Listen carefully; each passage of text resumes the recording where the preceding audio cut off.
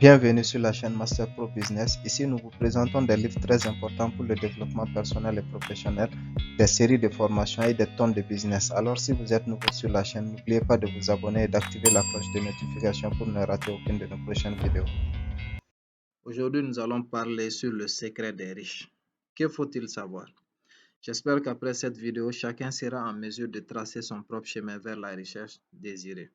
Se promener avec des logistiques de marque, voitures, bateaux, jets privés, porter des vêtements extrêmement chers, être le donneur d'ordre, ouf, devenir riche est le rêve de tout un chacun. Cependant, ce rêve demeure une triste et un sombre cauchemar pour bon nombre de gens. On ne naît pas riche ou pauvre, mais ce sont nos habitudes qui le déterminent. En réalité, devenir riche n'est pas diabolique, mais plutôt comment s'y prendre. L'habitude des riches. Devenir riche n'est pas un sujet qu'on enseigne à l'école. Cependant, comment simplifier ce sujet aux yeux des gens? L'instruction est à la base de la réussite. Les aptitudes scolaires, de même que des talents, sont tous d'une importance capitale dans le domaine de la finance et de la communication. Les établissements d'enseignement se concentrent sur les aptitudes scolaires et professionnelles et non pas sur les compétences financières.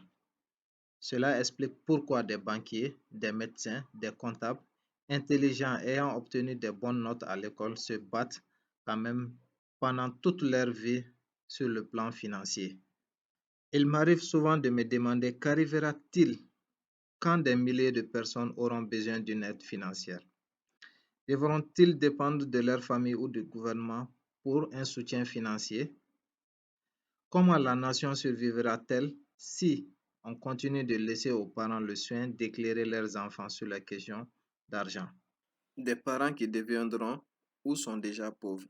Il est important pour nous de noter ici l'impact que peut avoir des pensées différentes sur nos vies. J'ai eu à rencontrer des gens qui me disaient je ne serai jamais riche. Et cette prophétie se réalisa. Les gens façonnent leur vie par le moyen de la pensée. L'expression couramment utilisée par les pauvres est une affirmation, sans donner à leur cerveau le moyen d'exercer. Je ne peux pas me permettre d'acheter cela. L'argent m'importe peu. Tandis que les riches utilisent couramment des expressions interrogatives. Comment puis-je me permettre d'acheter cela?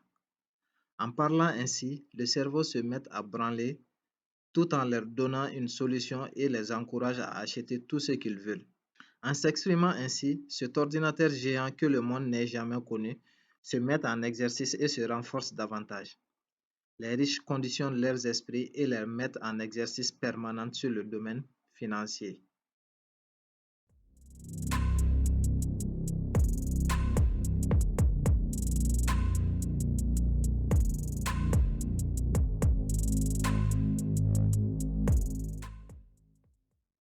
Le secret des riches. Je suis devenu riche quand j'ai compris que mon argent m'appartient. En parlant ainsi, certaines personnes me traiтерont de plaisantin ou de fou. Ne vous inquiétez pas, installez-vous confortablement et soyez attentifs. Je répète, je suis devenu riche quand j'ai compris que mon argent m'appartient. Certes, la paie que vous recevez à la fin du mois est bel et bien à votre nom. L'argent que vous gagnez dans les business ou autrement est à votre nom. Je n'en disconviens pas. Y a-t-il pas des gens qui, après avoir reçu leur paie, se trouvent dans des situations de crise bien avant la fin du mois? Cette triste réalité est la preuve vivante que votre argent ne vous appartient pas. Lorsque vous recevez vos paies, vous payez votre bailleur lorsque vous êtes en location, vous payez les pétroliers, c'est-à-dire les carburants que vous utilisez pour vous déplacer, vous payez le docteur quand vous tombez malade pour ses services, vous payez le pharmacien pour avoir des médicaments et se soigner, vous payez le garagiste ou le mécanicien pour ses services, vous payez le boutiquier du quartier pour des articles alimentaires, vous payez les opérateurs téléphoniques pour vos communications. Vous payez les frais de condiment pour votre alimentation, payez l'électricité et l'eau. Après avoir payé toutes ces personnes, combien vous payez pour vos propres services? Certainement zéro. Ce qui nous envoie à l'intitulé du texte, je suis devenu riche quand j'ai compris que mon argent m'appartient. Quand j'ai compris que mon argent m'appartient, Je me suis mise à évaluer ma situation actuelle. Au lieu de courir derrière des augmentations de salaire ou du moins des promotions, j'ai pu valoriser mes services tout en les payant avant celles des autres et de minimiser mes dépenses.